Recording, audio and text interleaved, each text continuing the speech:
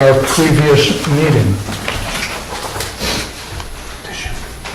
Oh, we have to do January 8th meeting.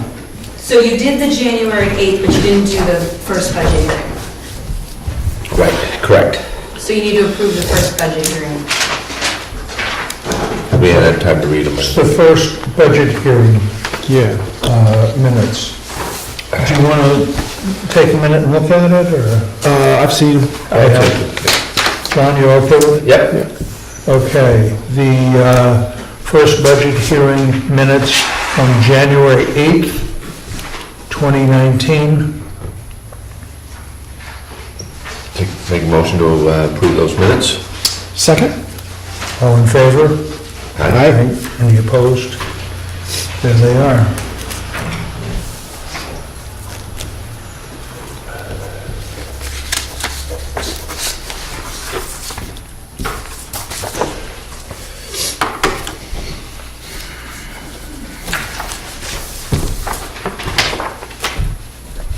And then we have the minutes of the January 22nd meeting,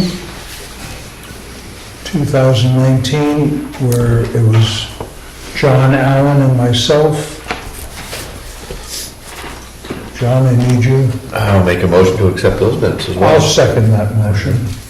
All in favor? Aye, aye. Aye.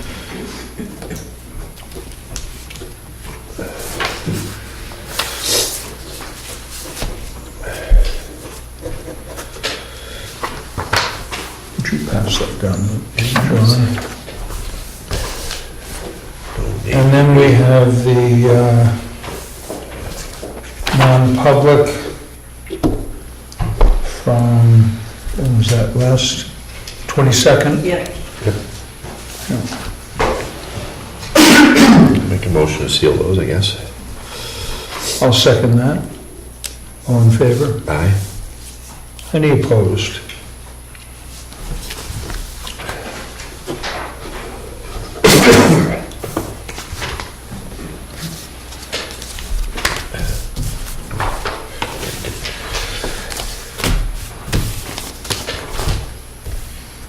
Okay.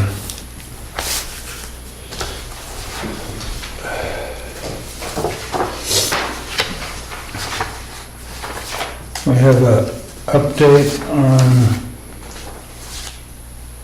action items. No, but we have, let's First see, week it's not on my vacation.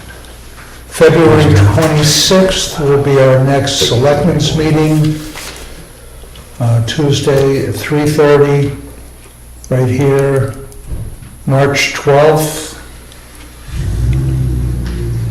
is Town Election Day at the Whitney Center from 8 a.m. to 7 p.m.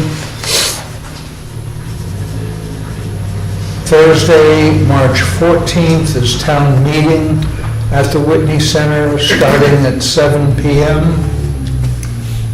And then the next Selectmen's meeting is March 26th at 3:30 right here.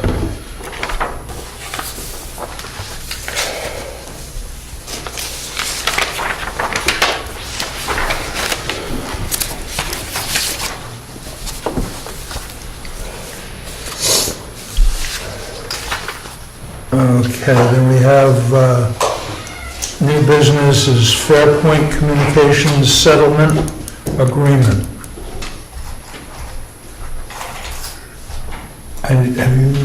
You're aware of that? Yes, yeah. John, you all set with You that? were here last week. Got questions on that? Then I'd entertain a motion to accept that settlement. I'll make a motion to accept the Fairpoint Communications Settlement Agreement. Second? All in favor? All right. Aye. Any opposed? Done. We have to sign that. Did I not put a sticky on there? Uh-oh, no stickers? Is that hidden in here? I believe it's, Number is four? that- that's on Yep, folder 4. okay. There it is. Lucky. Excuse me, Mr. Bennett, can I just ask you, I don't recall the figure that was for the settlement. There's 20, for the, I think it was 3 years? 2012 to 2015.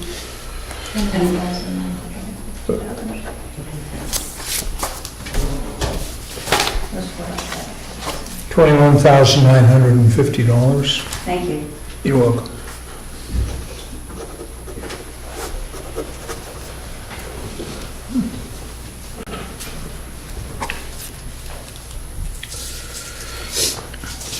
And then Dick, going back to the action items, there was, I guess there was question about which meeting the truck was discussed. I will go back to that right now. I'm just, yeah. There was a question on the fire department truck replacement. Was discussed at the October 9th, 1918, not 1918. No wonder you didn't answer. None of us are that old. 2018.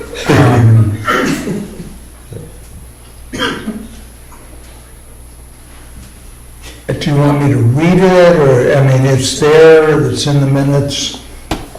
It was discussed, You can see them on the website if you. and you can see it on the website, I've been told. Okay, that agreement. Old business. So I didn't put anything in for the budget because nothing has been plugged in, so it's not going to make any sense yet. Right, there's not much information for the first meeting of the month. We try to put out where we stand with the budget, but there's just not much to it right now. Way over budget. Old library business, we're still, you know, trying to figure out ways to make it usable. Not necessarily pay for itself, but, you know, certainly come close to paying the upkeep. See, one of the ideas was to buy, to buy the land from the church. Don't know if that would fly, but it's part of the discussion. That would put us a little more in control of what happens at the building. Right now, we're at the mercy of the Protestant Chapel Committee. Are they a committee or? Association. Association. So it'd be one way to, you know, hold on to the use. Another idea has been to move it to the site of the old skating rink in front of the town hall. It's not very far, but it'd have to come across the stone bridge then. We're really in charge of it. And then, that's right, Lycan would still love to see the building right up here. She sees great use for it, for book storage and reading room and. There have been a lot of people that have said that. Yeah. Kids, and it might be a nice place to settle the old library in and have it on town property, and we would be able to orchestrate it. Another of the ideas was to turn it over to the library and let them administer it. So all those are ideas that have come up. I'm not sure. My idea, I guess we talked about it, my idea of putting the chamber in there was a lot of pushback, so I've completely backed away from that. It was not an acceptable idea, so we have moved away from that. I can be corrected. Any other discussion on the old library? Nope, I'm all set. John, you good? Nope, good. Wow, that puts us to public comment. Yes, sir. I approached the bench. I'm James Gleason, co-owner of the Riverwood Inn across the street. Got a couple of exhibits here. I'm here to talk about the snow non-removal process that's affecting our property. If you look at the first picture, I know the snow piles up, but it's been pushed way onto our property, evidenced by the second photo, way beyond the sidewalk onto our property line. 3 is a close-up of what's happening. And the issue that we have is all the salt, all the sand, and other debris ends up on our lawn in the springtime. It takes till the end of July, basically, for our lawn to recover. So from the snow being plowed off the street onto the sidewalk, then from the sidewalk onto our property, and if you look at the third photo, it's actually being moved further onto our property, which extends pretty much to the end of the snowbank, to the next property there. Another issue that we have is you can barely, I'm down at car height here taking this photo, you can barely see our sign. You can't tell whether we have vacancies or not from either direction. And I didn't put the camera on the ground. I approximated a viewer's height driving by, a potential guest that may or may not see the sign. So I'm trying to find a solution for the major issue is the damage to the property. See, after a major snowfall like we just had, that the town has a front-end loader, and then they're loading it onto an FF&J truck, which I'm assuming is a contractor, and carting it off. In our case, it gets pushed onto our property. So I want to make the board aware of our dilemma, and I'm not quite sure if this is the proper forum to bring it up. I didn't want to go to the highway department because I'm sure they've got their marching orders. So I wanted to consider what effects this has on us, both from our business and also from our property. I don't know, I didn't do a lot of research, but I don't know that there is anything in any state code or state highway code that says that, you've got an automatic way to push snow onto somebody's property. But as I said, I see it being towed away on this side. And I'm not quite sure how to go with it. I mean, do we have to, give you a right-of-way, purchase a right-of-way to be able to store it there? I'm not quite sure where to go with it, but I just wanted to start some conversation on that. Okay, first of all, this is absolutely the correct forum Okay, I thought so. for you to discuss this. No, you're in the right place. It is a dilemma. I don't think it's changed in 80 years. On a snow year, when we're having a snow year, what do you do with it? As far as your sign, I'm not sure that we can help you that much. I don't know if Well, I can dig that out, but the issue is that even on years with less snow, there's a border of about 10 feet into our property that does not recover. I always have to reseed it. Well, that's a different, I was going to go Oh, through sorry. your comments one at a time. Sure. And you made comment about your sign. So there's two, dig it out, bucket it out, or raise it. That would be up to you. We just lowered it. It was too high, people couldn't see it. Okay, so it's trying to make everybody happy. You know, it's very hard to do. So then, as far as the right-of-ways, I've had a long discussion with the road agent about what is the right-of-way through town. I don't know if it's I have to research that. If it's a 50-foot, if it's a 60-foot, it's a state right-of-way. So we really don't say, they get to say. But I'm sure it's, at least includes the sidewalk. And as far as, you know, what we do with the snow, they plow it, we try to clean it up.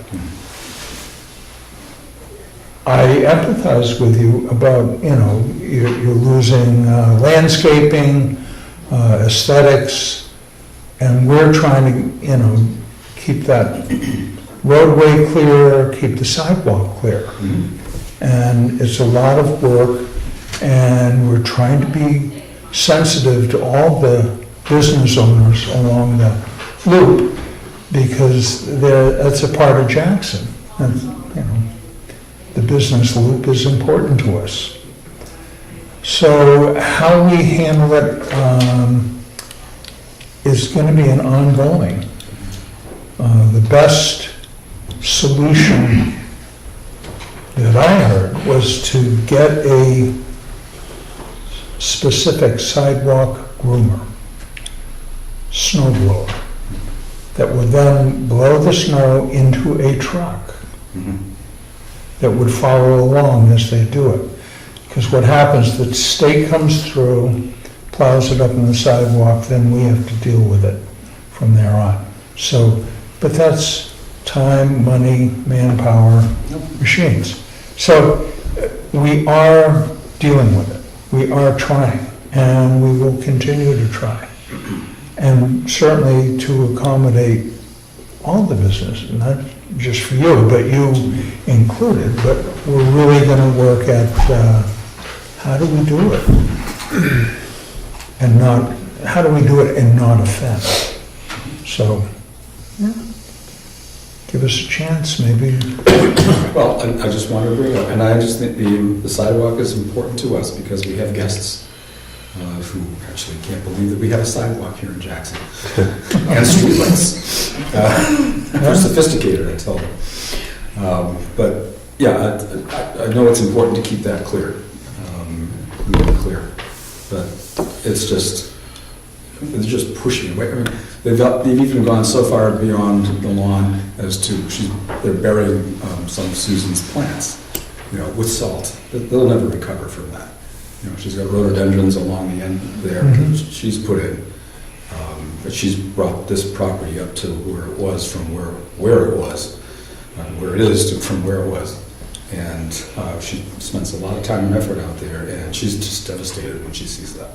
So I think, you know, we need to talk about it and not just wait for, what do you think we can do about it?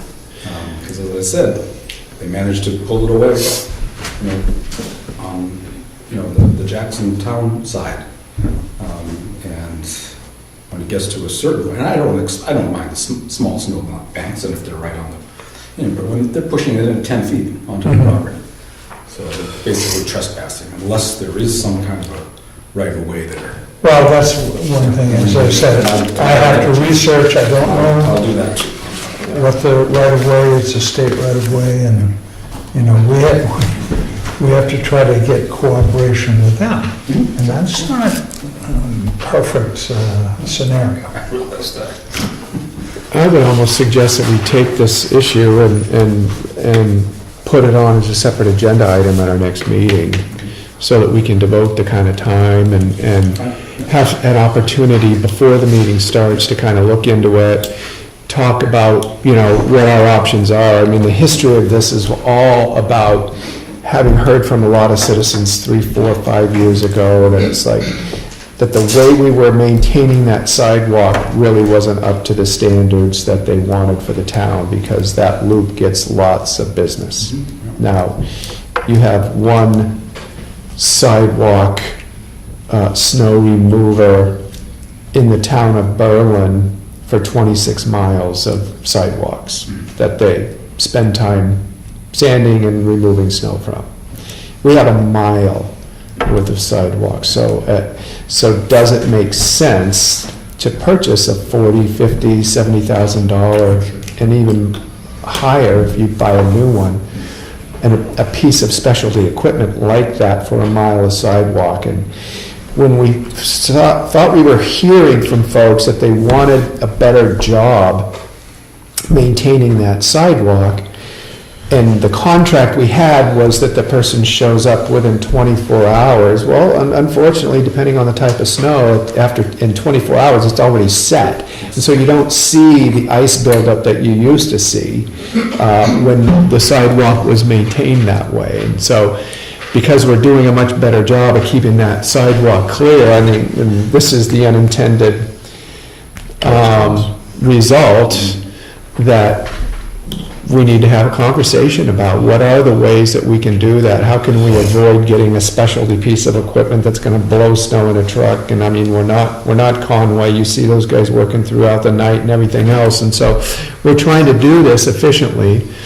And if in doing it efficiently, we've kind of spilled over and impacted your land, I mean, as far as I know, everything that's being done is in the right of way, but it should be more than just the 3 selectmen hearing about this for the first time with you. We can bring the road agent in, the fire chief in.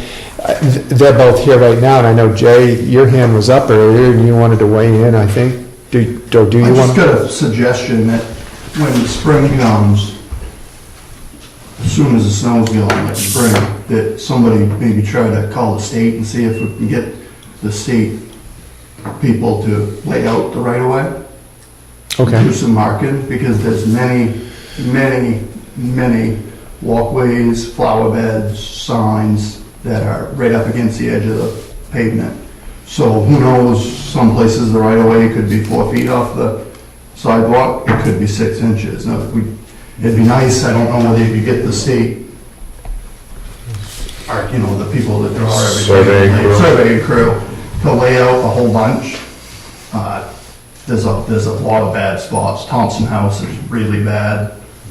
Snowflake's really bad.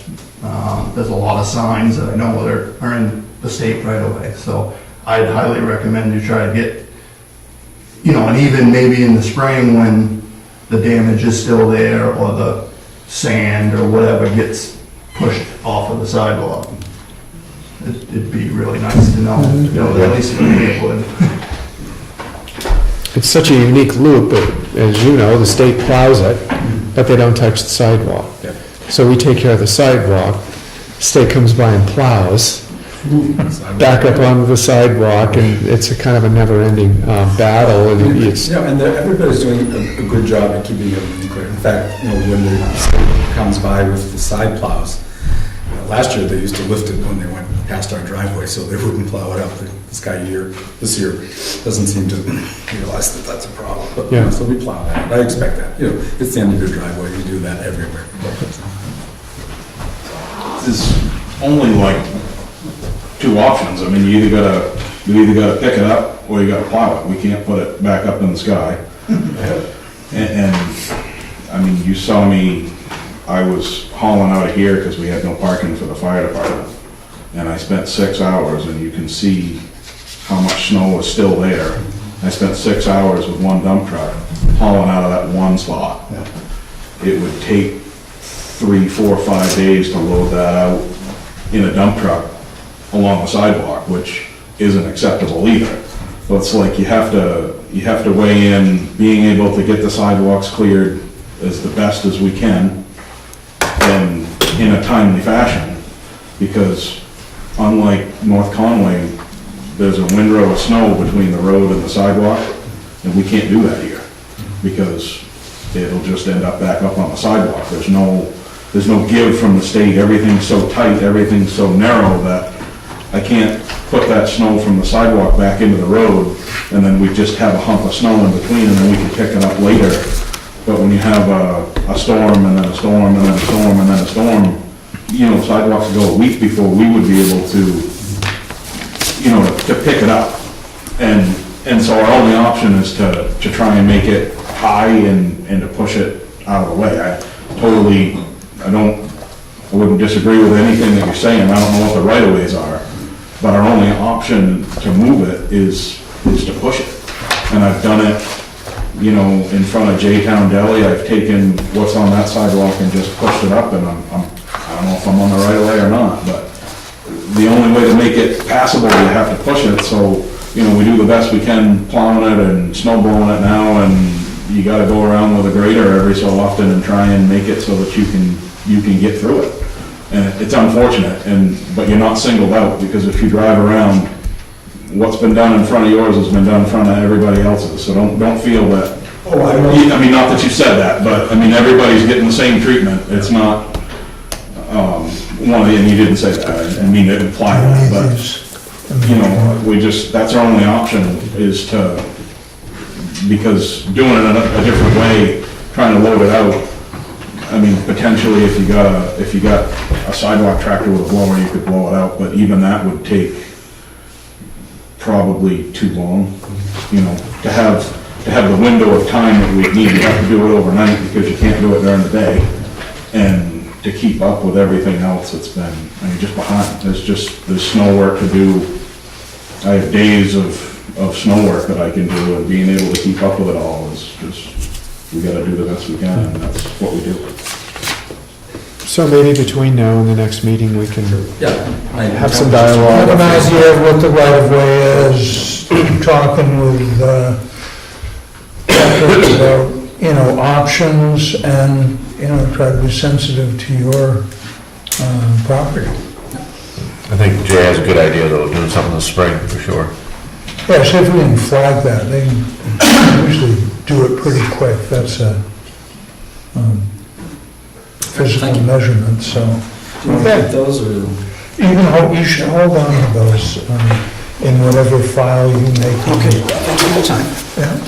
Thanks for Thanks, Jay. taking the time to come in and And discuss, it's so much better to talk about it than to just be bitter. Any other public comment at this time? All right, take that motion. To adjourn. motion to adjourn. Yeah, We'll second. all in favor? All right. Aye. There we are. Okay, that's the